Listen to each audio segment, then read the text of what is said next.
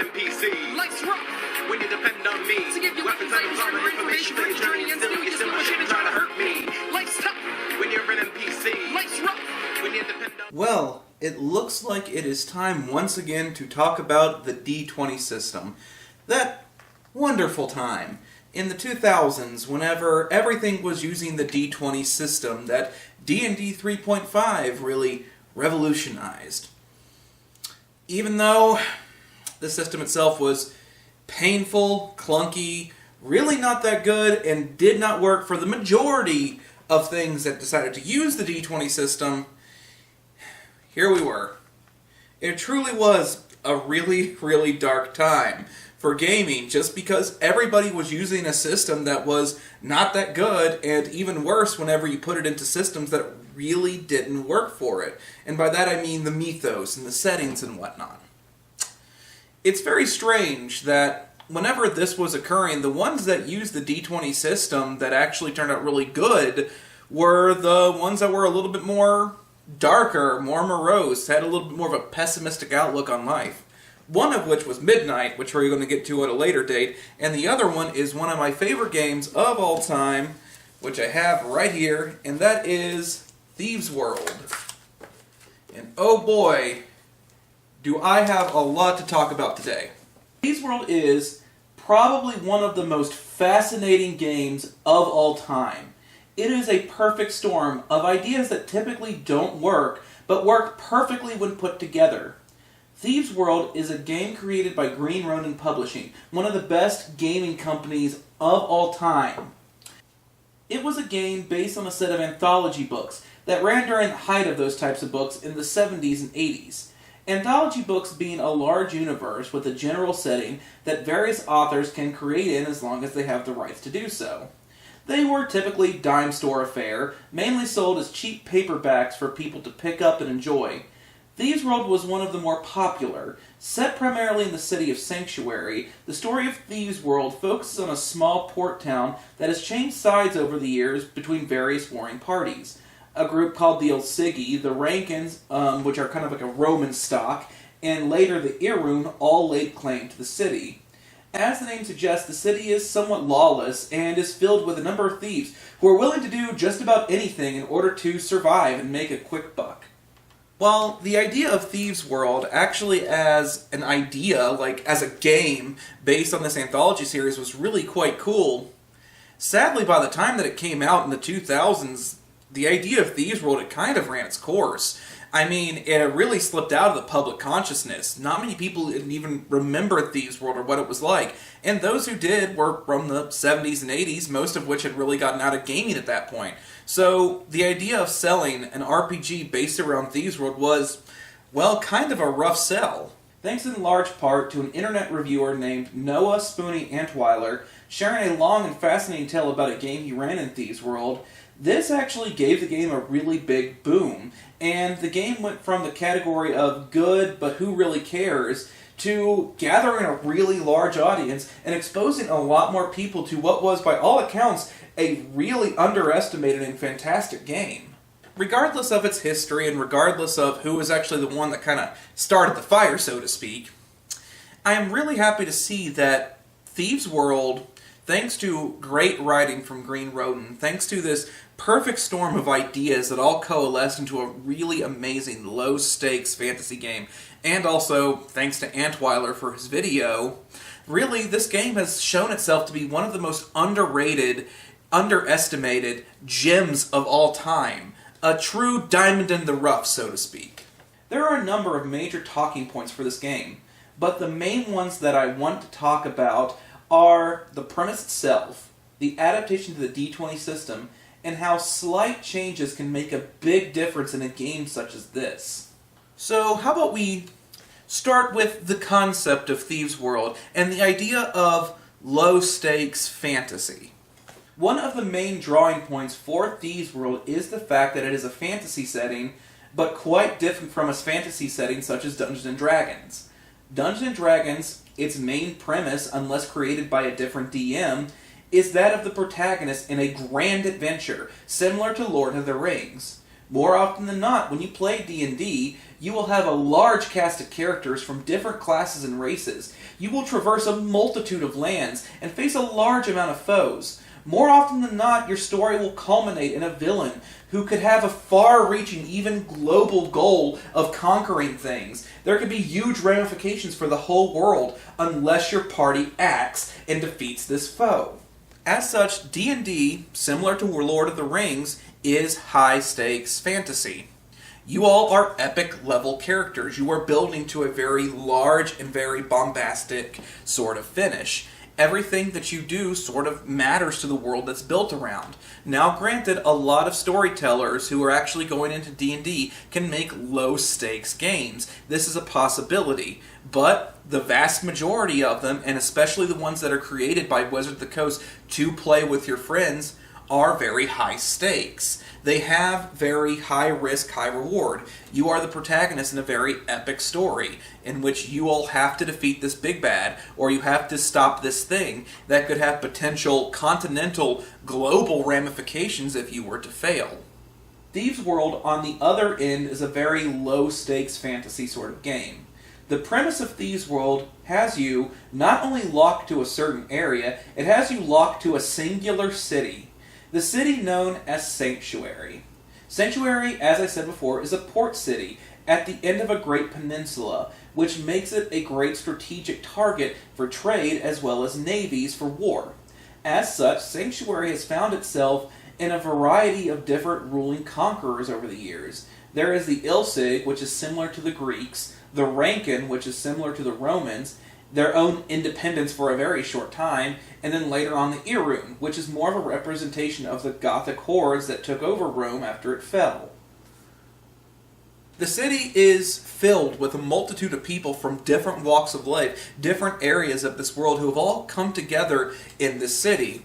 And as a city that is extremely high traffic, there is a lot of drug problems, there is a lot of pillaging, pirating, prostitution, and above all else, thieving. You, as the players of this game, take on the role of people living in Sanctuary. While the game may take you outside of Sanctuary for a short time, the truth is that you will rarely, if ever, leave the city of Sanctuary, and you will have to adapt to the times of whichever ruling party currently holds influence. Whenever it comes to games in Thieves World, you very rarely actually change the world around you. The world around you tends to be going on just fine. There might be stories where you might even overthrow the ruling party, but I guarantee you that you are far from overthrowing the Rankins or the Ilsig, and, well, even if you do take over the city for the Sanctons themselves, you end up getting taken over a couple of months later. The idea being is that, more often than not when it comes to Thieves World, you take on the role of, well, thieves, of pirates, of low-level mages, of various people living in the city just trying to do what it takes to survive with whatever ruling party you have over you. You very rarely have your own destiny in your hands. More often than not, you're being carted around, and eventually the end goal is just to have a very better station in life. Instead of, being the great conquering heroes of D&D, you're really just trying to become the slightly better thief, the thief that can actually control a little bit of the thieving world in this one city. It's very low stakes and does not affect the overall world, or rarely if ever does. Most of the time you find yourself in back alleys of Sanctuary in an area known as the Maze, in a well-known tavern known as the Vulgar Unicorn. One of the most iconic buildings in the franchise, by the by. You will have some semblance of control over your fate, but for the most part, you'll just be trying to get by the day-to-day and just try to make a name for yourself. The idea of good and bad are also very blurred. They do away with alignments, which is a very good idea. Sometimes you have to steal in order to stay alive from a person who has done no wrong. Sometimes you will need to deal drugs to an addict knowing well that this might destroy them, because that one silver piece means that you get to go and get some food for once in this day. Your actions affect the city, but make no mistake, even at the end, when you beat the big bad, the city of Rank is not going anywhere or really gives a shit unless you really push the envelope and take over the city or something like that. And even then, I guarantee you that if we go back 5 months from now, they just sent a very large rank legionnaires to retake the city from you. The game is also really great that it truly sets itself apart from D&D. It does away with alignment, knowing that the idea of good and evil is very much blurred. It deals away with dwarves, it gets rid of elves, it gets rid of halflings. Really, it's just humans.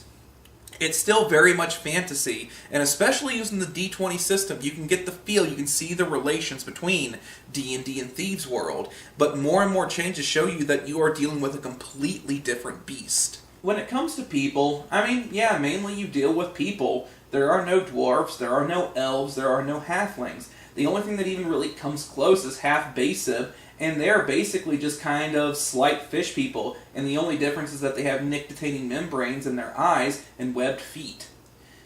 You are just a collection of Homo sapiens in a world, and your benefits and negatives tend to be much more of cultural traits than anything else.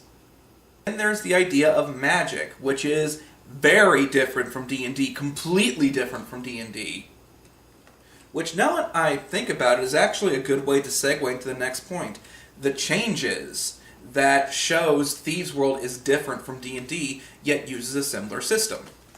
The fact that Thieves World is one of the very few D20 open source games to truly be great is not that difficult to figure out.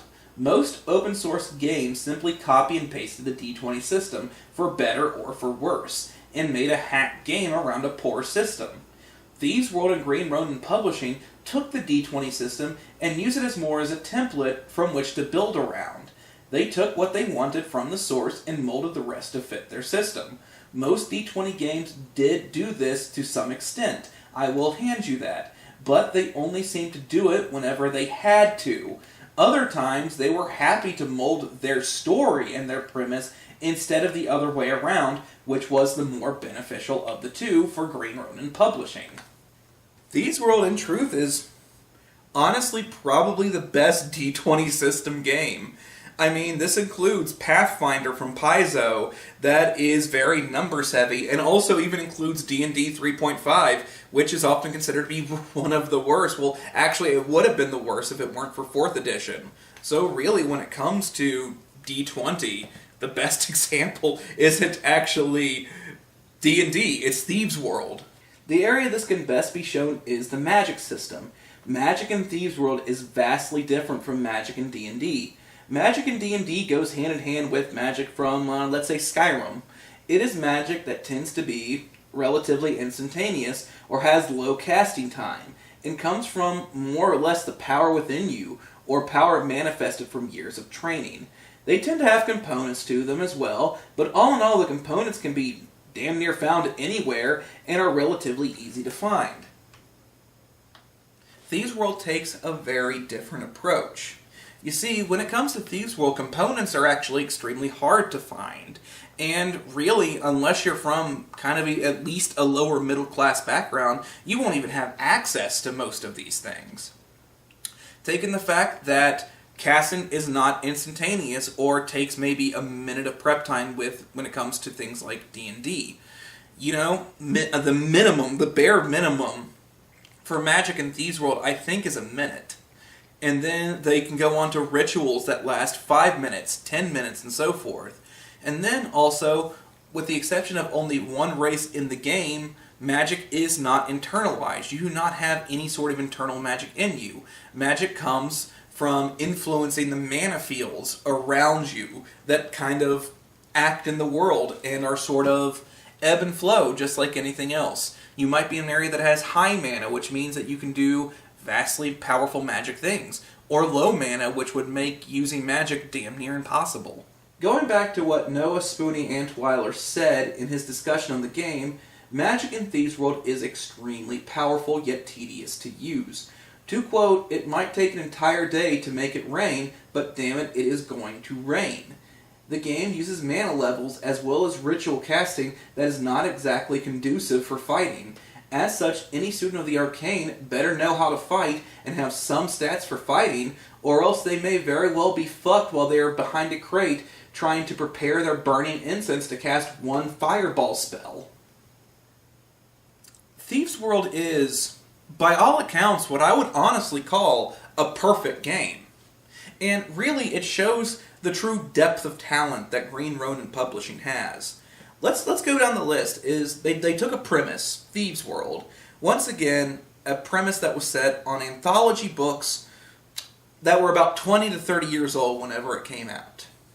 Now, whenever we talk about this, I mean, that's a hard sell, especially since Thieves World was not in the public consciousness. Let's take Star Wars, for instance, created in 1977, but man, has it stuck with us. It makes perfect sense to have a Star Wars game, but a Thieves World game's a bit harder of a sell. Most people don't remember its existence, especially the younger generation. It wasn't exactly something that was passed down. So already you have a hard selling premise alone. Let's take the fact that you have the D20 system, what is considered by most gamers to be one of the darkest times in gaming, whenever all these games were using the D20 system and all of them were relatively poor. You took two, let's say, either not good concepts, or you took two components, one that was dated and one that was not very good, and you combined them into what is, by all accounts, one of the best games ever made. This game is easily getting a crit. Not only does this game get a crit, it needs to go down as one of the top 20 best tabletop games of all time. The writing brings us into this world. Those who have never even heard of Thieves World before can get invested in the story. The mechanics work. The low-stakes fantasy is unique for the genre, especially with the dime a dozen D&D clones out there. It has its own identity, and in the 2000s world where identity was zapped from the gaming world, that is truly saying something.